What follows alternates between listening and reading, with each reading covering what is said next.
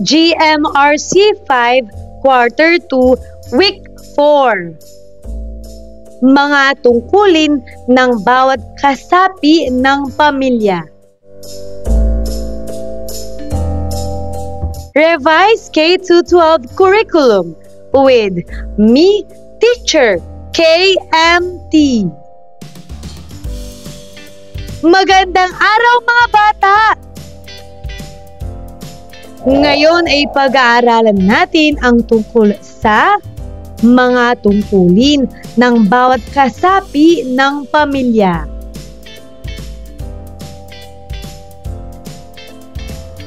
Mga layunin. Una, natutukoy ang mga tungkulin ng bawat kasapi ng pamilyang kinabibilangan.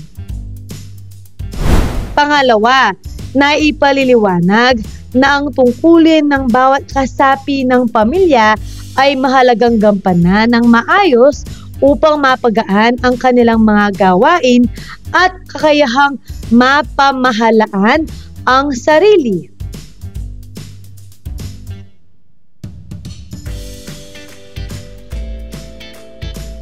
Pangatlo, nailalapat ang mga paraan ng pagtupad ng sariling tungkulin bilang kasapi ng pamilya.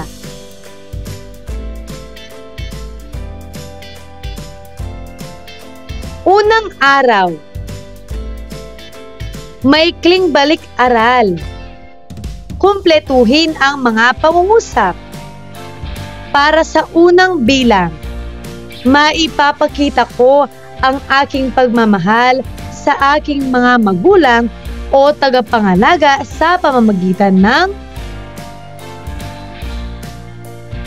magaling, sa pamamagitan ng pagtulong sa mga gawaing bahay, pakikinig sa kanilang payo, pagrespeto sa kanila, at pagiging masunurin sa kanilang mga paalala at tagubilin.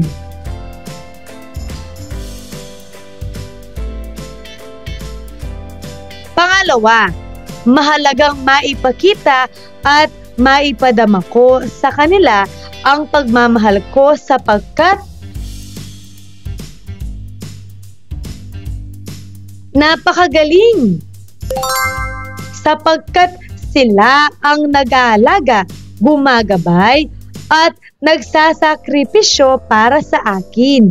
Kaya nararapat lamang na suklian ko ito ng paggalang, pasasalamat at pagmamahal.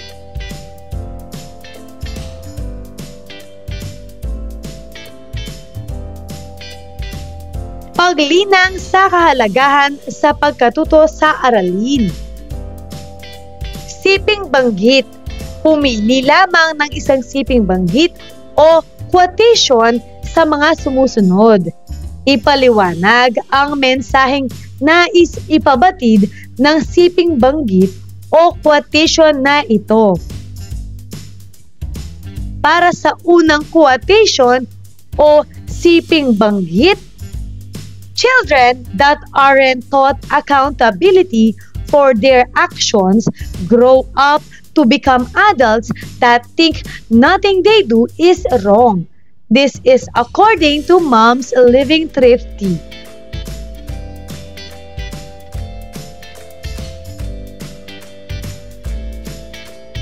Salin sa Pilipino. Ang mga bata na hindi tinuturuan ng pananagutan para sa kanilang mga gawa ay lumalaking may paniniwala na walang mali sa kanilang ginagawa kapag sila ay naging matatanda. Maaari mo bang ipaliwanag ang mensaheng nais ipabatid?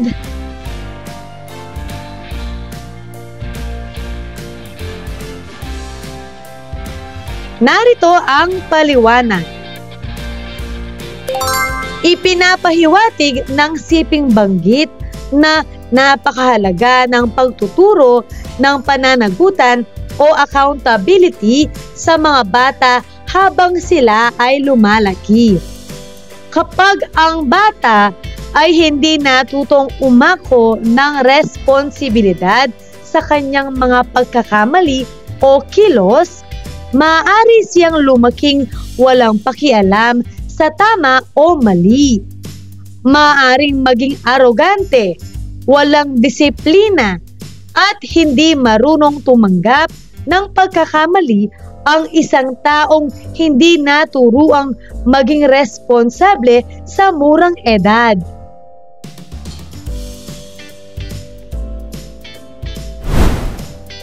Para sa pangalawang siping banggit o quotation, children need to learn to take responsibility for their actions so that they do not become adults believing that nothing is ever their fault. Salin sa Filipino. Ang mga bata ay kailangang matuto na maging responsable sa kanilang mga kilos upang hindi sila maging mga matatanda na naniniwala na wala silang kasalanan kailanman.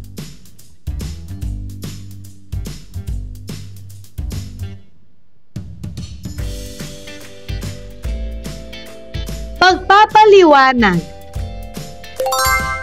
Ang mensahe ng siping banggit ay nagpapakita ng kahalagahan ng pagtuturo ng pananagutan sa mga bata habang sila ay bata pa. Kung ang isang bata ay hindi naturuang umako sa kanyang mga pagkakamali o masamang gawi, magiging mahirap para sa kanya na tanggapin ang kamalian kapag siya'y tumanda.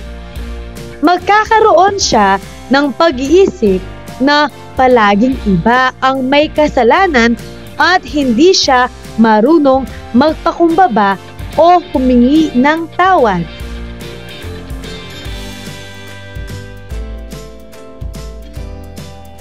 Paghawa ng bokabularyo sa nilalaman ng aralin. Balikan ang mensahe ng siping banggit o quotation. Sa unang hanay, isulat ang kahulugan ng salitang nakasulat ayon sa iyong pagkakaintindi. At sa ikalawang hanay, sagutin ang mga tanong na nakapaloob dito. Narito ang halimbawa. Responsable. Ito ay ang pagtupad o pagganap ng mga tungkulin. Bakit mahalaga na ang bawat kasapi ng pamilya ay dapat responsable?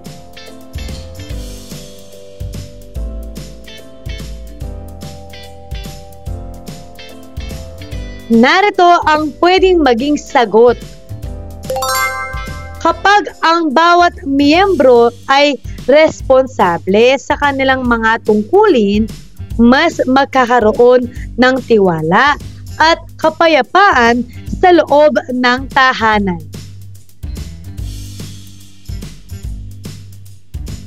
Ngayon ay subukan mo. Pananagutan. Ito ang tungkulin o obligasyong dapat gampanan at panindigan ng isang tao. Ang pagiging handang humarap sa bunga ng sariling kilos o desisyon. Sagutin mo ito. Sa palagay mo, ano ang iyong pananagutan sa pamilya mo?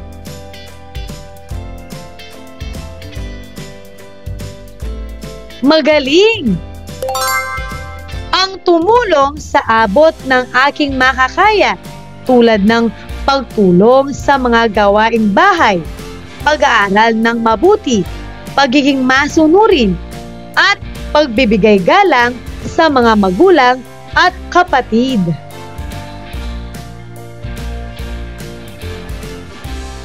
Para sa kasunod na bahagi. Paniniwala.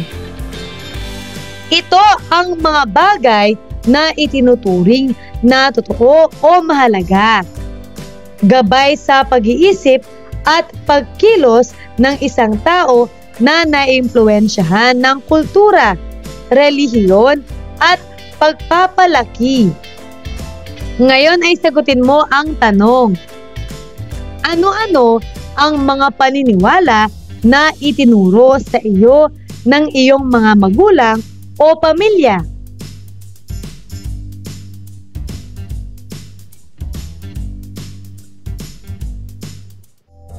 Magaling!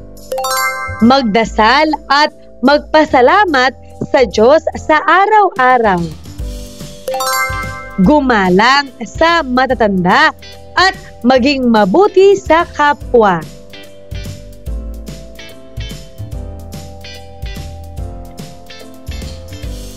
Matatanda. Ang mga taong may mas maraming karanasan sa buhay. Kabilang dito ang mga magulang, lolo't lola, guro at iba pa. Tanong: bakit mahalagang pakinggan ang mga payo at gabay ng mga matatanda?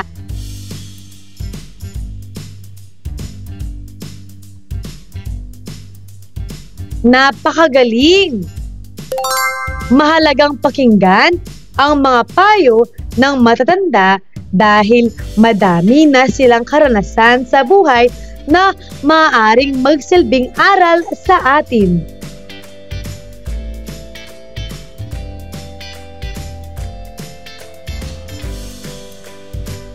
Ikalawang araw. Unang aralin ang pananagutan ng isang miyembro sa kaniyang buong pamilya.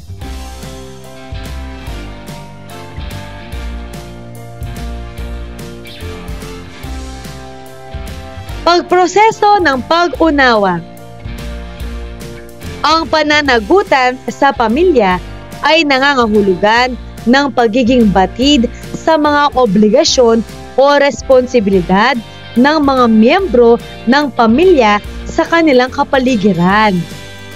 Sa pamamagitan ng mga pananagutan sa pamilya, ang mga miyembro ng pamilya ay magiging responsable sa mas malawak na kapaligiran.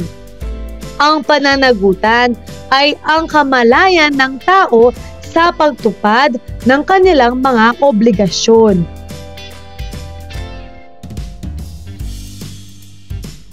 Una, pagpapanatili ng magandang pangalan ng pamilya. Ang magandang pangalan ng pamilya ay itinuturing na imahe ng sarili ng isang pamilya na walang kapintasan. Ang pagpapanatili ng magandang pangalan ay mahalaga dahil ito'y nagbibigay ng magandang impresyon sa iba.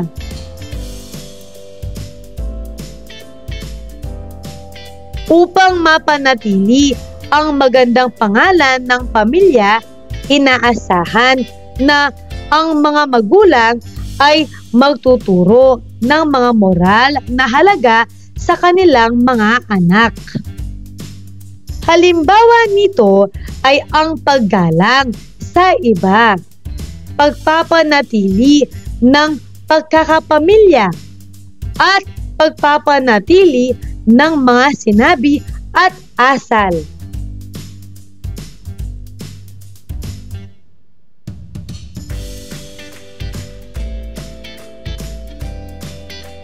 Pangalawa, pagsunod sa mga patakaran ng pamilya. Ang mga patakaran ay hindi lamang umiiral sa paaralan. Maaari rin namang magtakda ang mga magulang ng kanilang sariling mga patakaran sa pamilya. Siyempre, dapat aprobado ng lahat ng mga miyembro ng pamilya, kasama na ang mga anak, ang mga patakaran.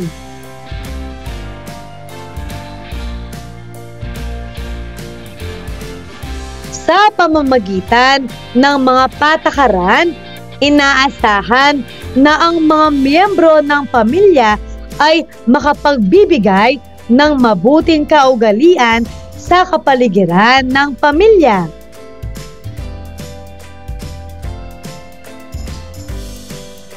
Sa bandang huli, may ilang mga benepisyo rin ang mga patakaran ng pamilya, tulad ng pag-iwas sa mga pagtatalo na nagdudulot ng mga pagtatalo, pagpapraktis ng disiplina, at ang mga miyembro ng pamilya ay magkakaroon ng higit na pagmamahal at pagrespeto sa isa't isa.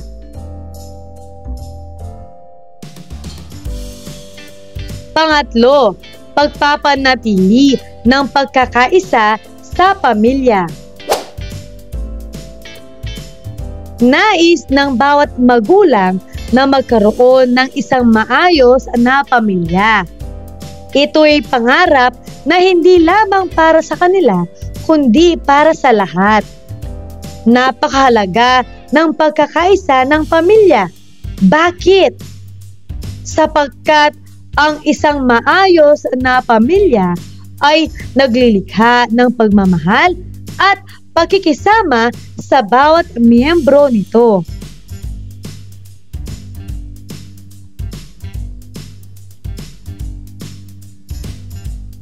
Ang pagiging bahagi ng isang pamilya ay hindi lamang hanggang isang linggo o isang buwan, kundi panghabang buhay. Ngunit para mapanatili ang pagkakaisa sa pamilya, kinakailangan ng mga magulang na kumilos.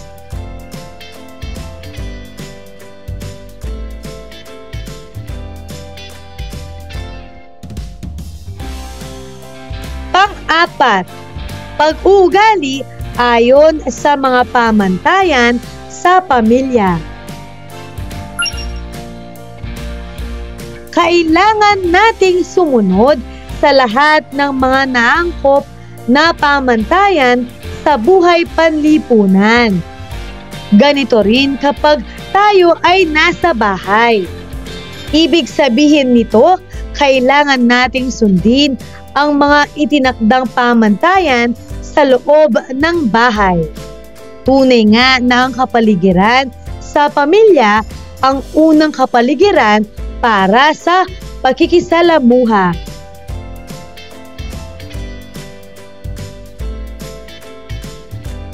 Kaya mahalaga ang pagpapatupad ng mga pamantayan sa pamilya. Halimbawa, dapat tawagin ng mga nakababatang kapatid ang kanilang mga nakatatandang kapatid ng may paggalang. Huwag magsalita ng mabigat at humingi ng tulong ng magalang kapag kailangan mo ng tulong.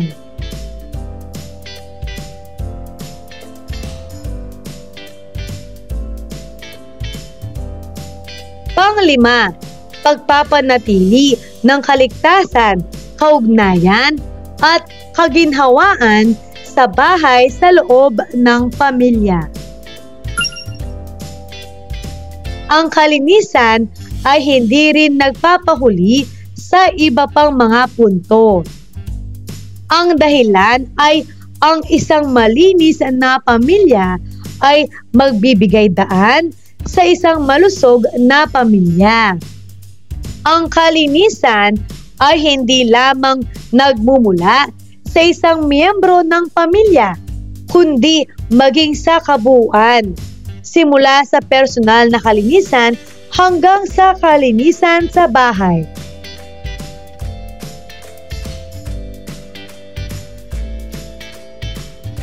Pinatnubayang pagsasanay. Aksyon sa larawan. Suriin ang bawat larawan at ang posibleng mensahe nito. Sa ikalawang hanay, ilarawan ang aksyon o gawin nito at kung paano ito magagawa ng maayos. At sa ikatlong hanay, Ipaliwanag ang epekto ng aksyon o gawin na ito sa buong pamilya.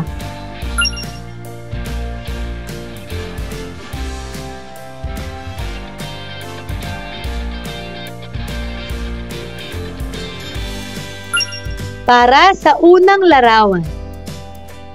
Ngayon, ilarawan ang aksyon o gawin nito at kung paano ito magagawa ng maayos. Magaling! Ang bata ay naghuhugas ng plato matapos kumain. Maingat niyang nililinis ang mga pinggan gamit ang sabon at tubig. Ginagawa niya ito ng may kusang loob, walang reklamo at buong pag-iingat upang hindi mabasag ang mga gamit. Sa ikatlong hanay, ipaliwanag ang epekto ng aksyon o gawi na ito sa buong pamilya. Narito ang pwedeng maging sagot. Ang gawain ito ay nakakatulong sa ginhawa ng mga magulang o tagapagluto dahil nabawasan ang kanilang gawain sa bahay. Tinuturuan din nito ang bata na maging responsable.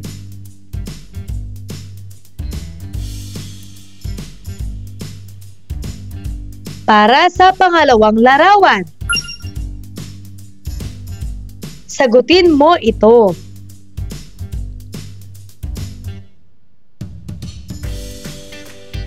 Narito ang pwedeng maging mga sagot.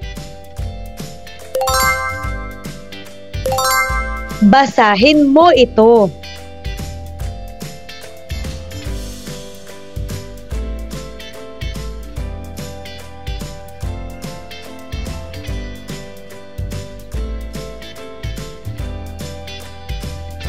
Para sa pangatlong larawan.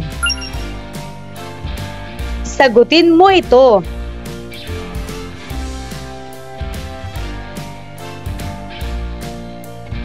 Narito ang pwedeng maging mga sagot.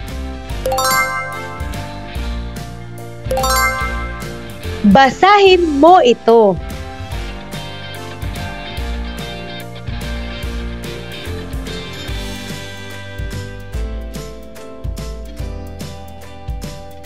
Para sa pang-apat na larawan.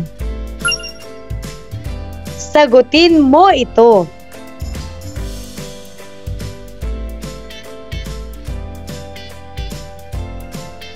Narito ang pwedeng maging mga sagot. Basahin mo ito.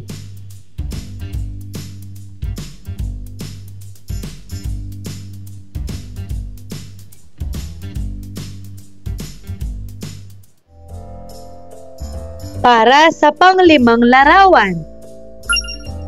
Sagutin mo ito.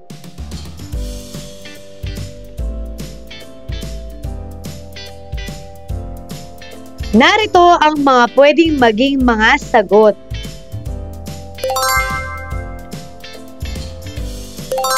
Basahin mo ito.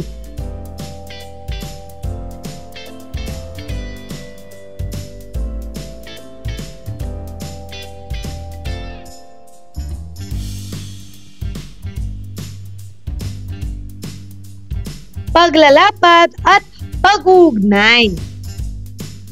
Sagutin ang mga sumusunod na tanong. Una, sa iyong tahanan, ano ang pangunahing pananagutan o responsibilidad mo? Pangalawa, sa iyong pagtupad sa responsibilidad, ano ang epekto nito sa iyong pamilya?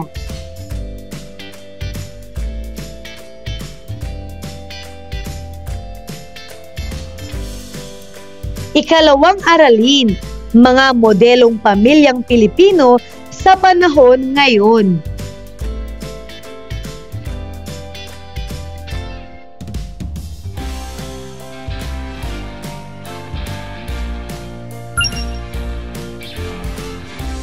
Pagproseso ng pag-unawa.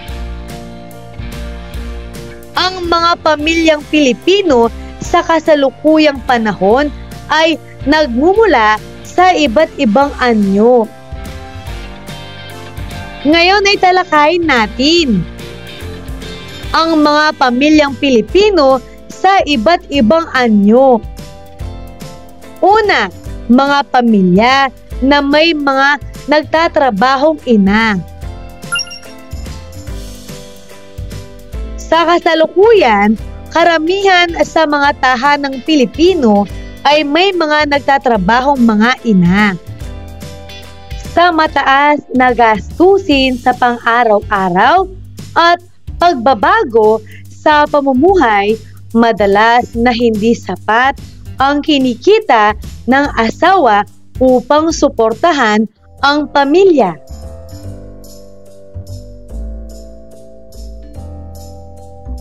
Pangalawa, mga pamilya na may mga tatay na nananatili sa bahay. Ang pagpili ng tatay na maging tagapag-alaga sa bahay ay maaaring batay sa kanilang personal na sitwasyon at pangangailangan ng kanilang pamilya.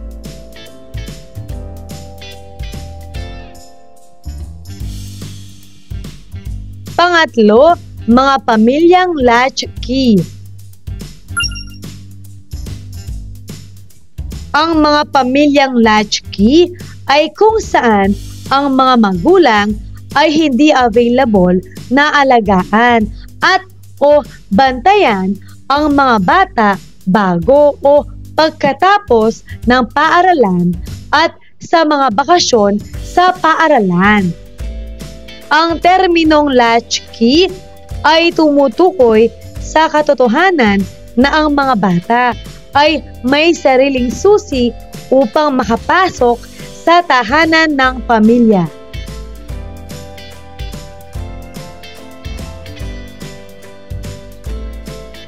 Pang-apat, pamilya ng isang magulang o solo parent.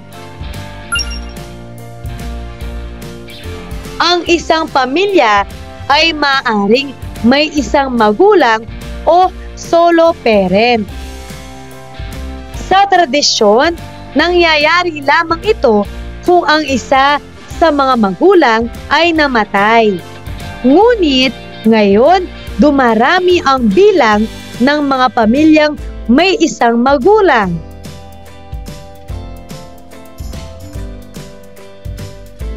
Ito ay dahil sa paghihiwalay ng pamilya na nagdudulot ng paghihiwalay, pag-iwan o anulasyon ng kasal. May mga pagkakataon din na ang isang bata ay itinataguyod ng isang hindi kasal na magulang, isang tiyahin o tiyuhin, o kahit isang lolo o lola.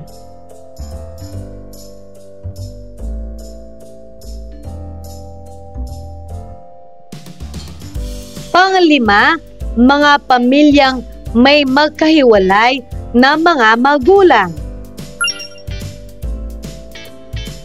Maraming pamilya ang mayroong ama at ina na nagtatrabaho sa ibang bansa o sa malalayong mga bayan, lungsod o probinsya.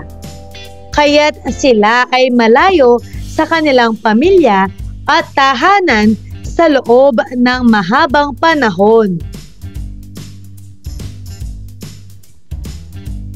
Mayroon ding mga pamilya kung saan ang trabaho ng asawa ay nangangailangan ng madalas na paglalakbay sa malalayong lugar na nagpapalayo sa kanila sa kanilang pamilya. Sa ganitong uri ng mga pamilya, ang natitirang magulang ay tumatayong nagpapalit sa tungkulin ng nawawalang magulang o absentee parent.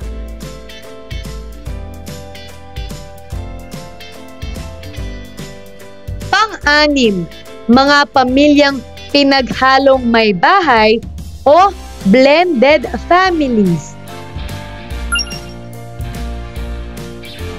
Ang isang pinaghalong o binuong pamilya ay tumutukoy sa mga magulang at mga anak mula sa kanilang mga naunang pagsasama na nagkaroon ng bagong pagsasama.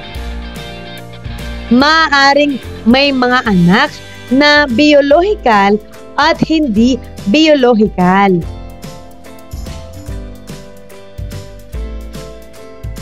Pang-7, pag-aampon. Ang labis na kahirapan, pagiging isa o solo parent at pang-aabuso ay ilan sa mga pangunahing salik na nagtutulak sa mga magulang na iwanan ang kanilang mga anak.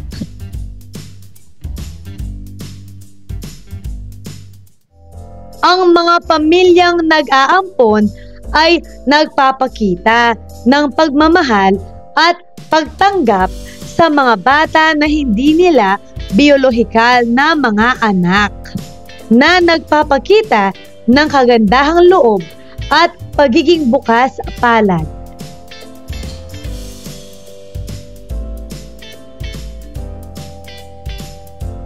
Ikatlong araw. Pinatnubayang pagsasanay. Gagabayin ka ng iyong guro para sa gawaing ito.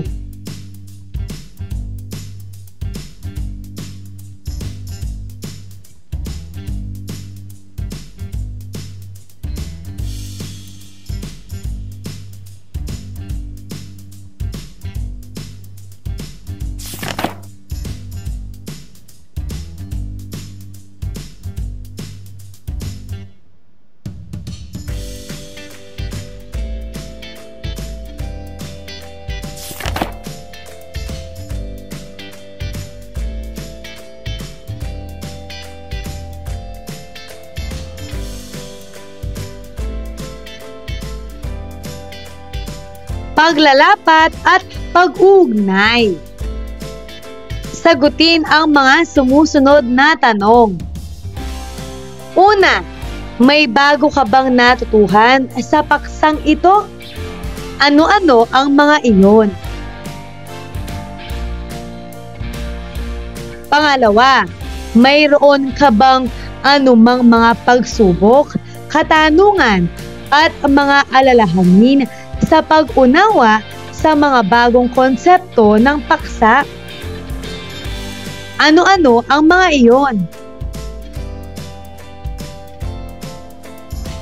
At pangatlo, sa palagay mo, makabuluhan ba ang mga bagong konsepto na ito na iyong natutuhan? Bakit?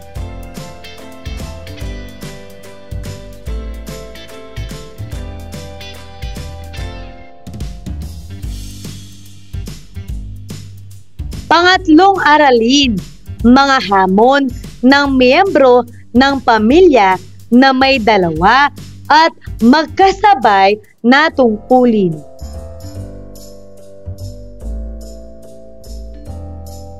Pagproseso ng pag-unawa. Ang mga hamon para sa mga miyembro ng pamilya na may dalawang at magkasabay na tungkulin ay maaaring magkakaiba depende sa kanilang sitwasyon at responsibilidad.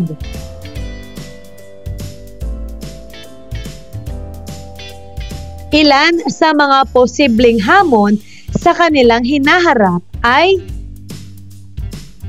una, suliranin sa sobrang trabaho.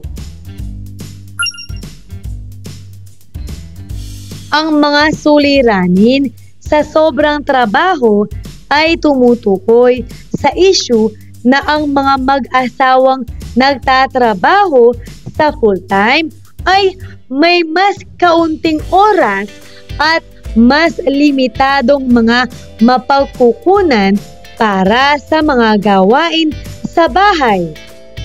Ipinapasa nila ang ilang mga responsibilidad sa ibang tao upang malutas ang mga suliraning dulot ng sobrang trabaho.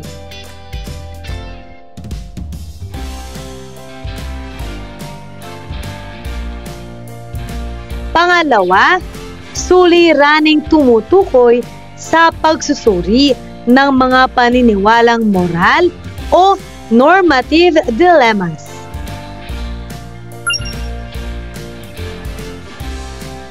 Ito ay mga suliraning tumutukoy sa pagsusuri ng mga paniniwalang moral ng mga tao, lalo na ang mga nagtatrabahong mga ina ay hinaharap ang sosyal na pamantayan na inaasahan na manatili sila sa bahay at alagaan ang kanilang mga anak. At itinuturing ang pagtatrabaho ng full-time bilang pagiging egoista at nang sa kawalang kabahalaan sa kalagayan ng mga bata.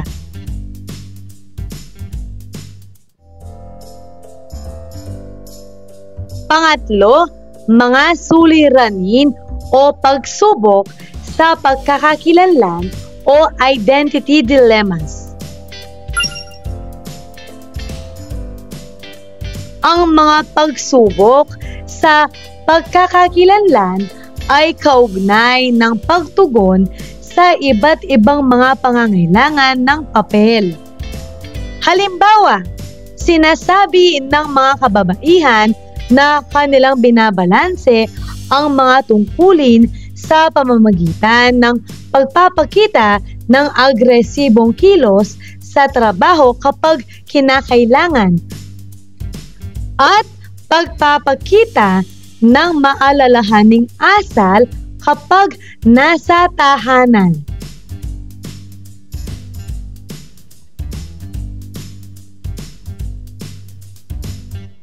Pang-apat, mga suliraning kaugnay sa lipunang nagpapaligid o social network dilemmas. Ang social network dilemmas ay tungkol sa mga suliranin na dala ng pag-aalaga sa mga kaibigan o grupo ng tao habang mayroong mga responsibilidad sa pamilya.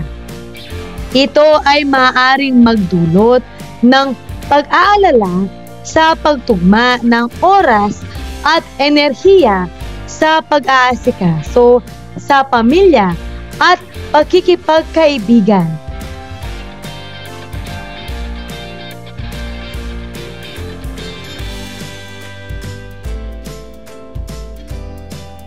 Pinatnubayang pagsasanay.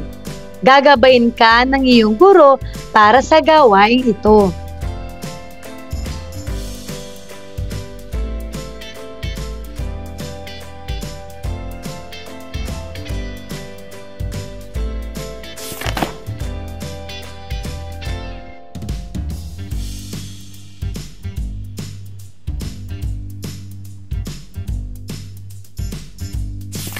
Narito ang halimbawa.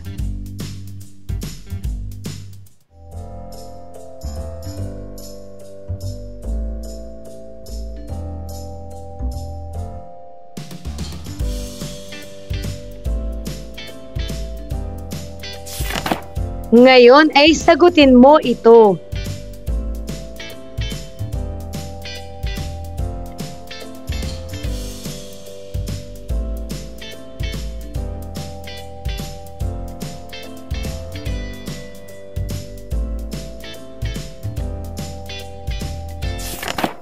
Narito ang mga pwedeng maging mga sagot.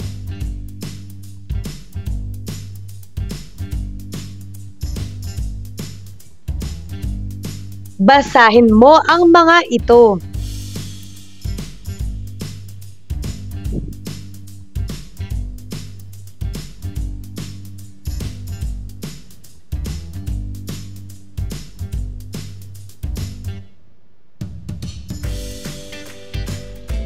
Narito pa. Basahin mo ito.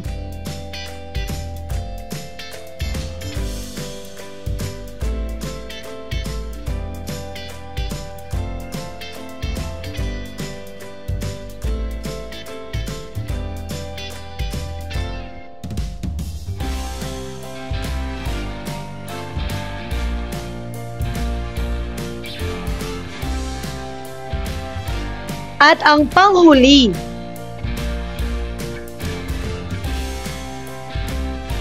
basahin mo ang mga ito.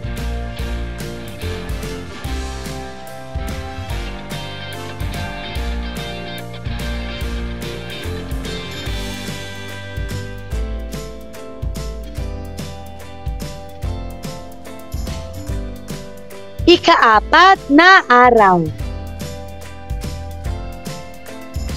Paglalapat at pag-ugnay. Sagutin ang mga sumusunod na tanong. Una, batay sa mga gawaing ito, ano ang napakahalagang mensahe na natutuhan mo sa pagharap ng mga hamon kasama ang iyong pamilya?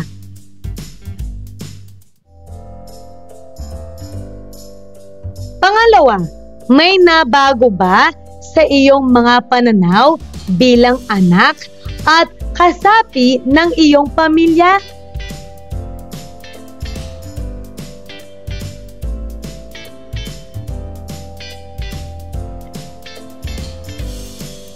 Pabaong pagkatuto, gagabayin ka ng iyong guro para sa gawaing ito.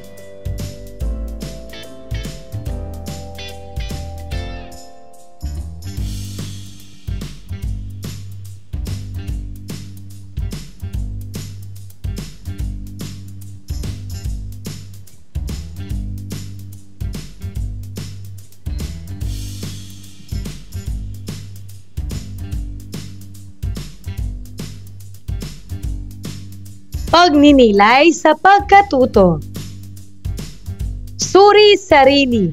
Batay sa paksang pinag-aralan, suriin ang iyong pananaw kung ano-anong mga paraan upang matupad mo ang iyong mga sariling tungkulin bilang kasapi ng pamilya. Ang mga paraang ito ay aking tutuparin para sa aking pamilya.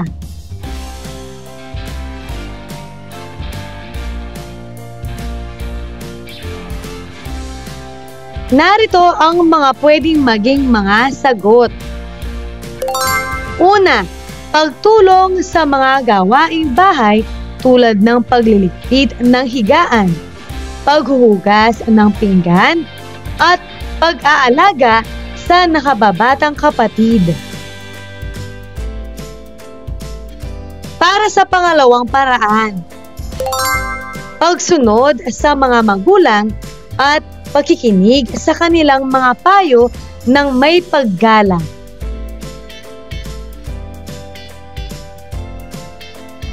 At panghuli, pag-aaral ng mabuti upang hindi sila mag-alala at maipakita kong pinapahalagahan ko ang kanilang sakripisyo.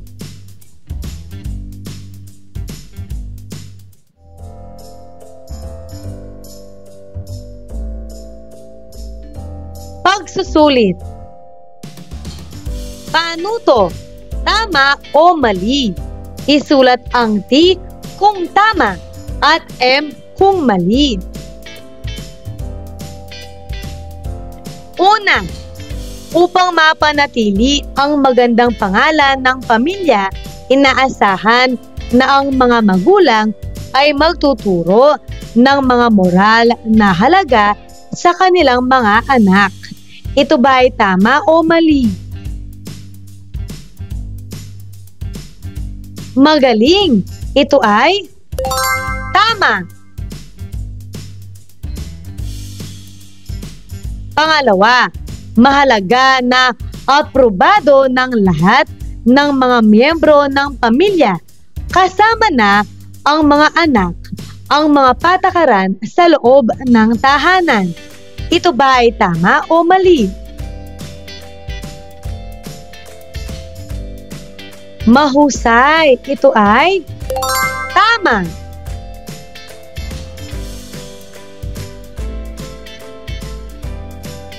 Pangatlo, ang kalinisan ay nagsisimula mula sa personal na kalinisan hanggang sa kalinisan sa bahay. Ito ba ay tama o mali? Magaling! Ito ay tama.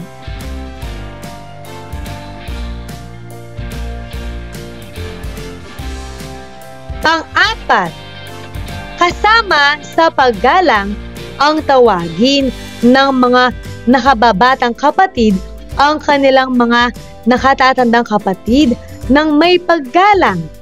Huwag magsalita ng mabigat at humingi ng tulong ng magalang kapag kailangan nila ng tulong.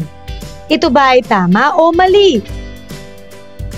Mahusay! Ito ay tama!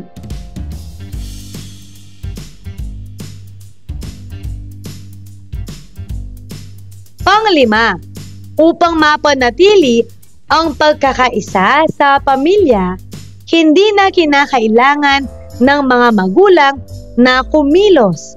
Ito ba ay tama o mali? Napakagaling! Ito ay mali.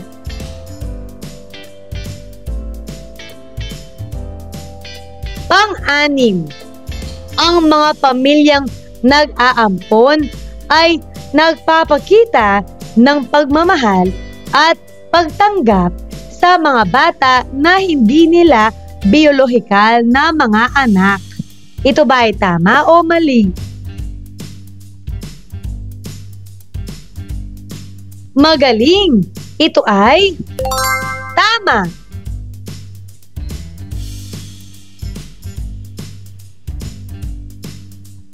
Pang-pito, sa kasalukuyan, karamihan sa mga tahanang Pilipino ay may mga nagtatrabahong mga ina. Ito ba ay tama o mali? Mahusay! Ito ay tama!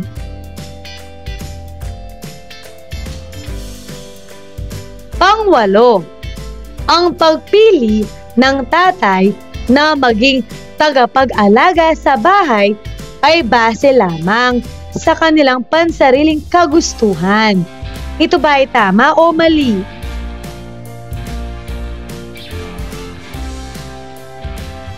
Napakagaling! Ito ay mali.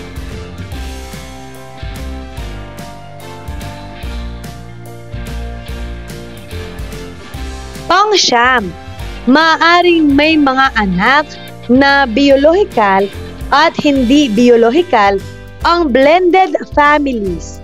Ito ba ay tama o mali? Napakagaling! Ito ay tama.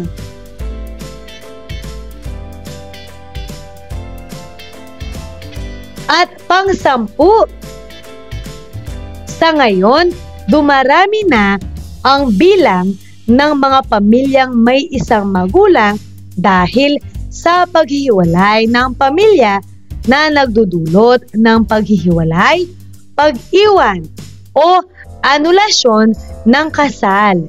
Ito ba ay tama o mali? Magaling! Ito ay tama!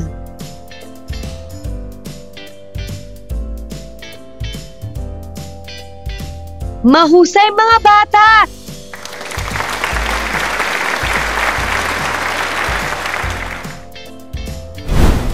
Ano ang mga natutuhan mo sa araw na ito? Ngayong araw na ito, natutuhan ko ang tungkol sa mga pananagutan ng isang miyembro sa kaniyang buong pamilya. Mga modelong pamilyang Pilipino sa panahon ngayon. At mga hamon ng miyembro ng pamilya na may dalawa at magkasabay na tungkulin.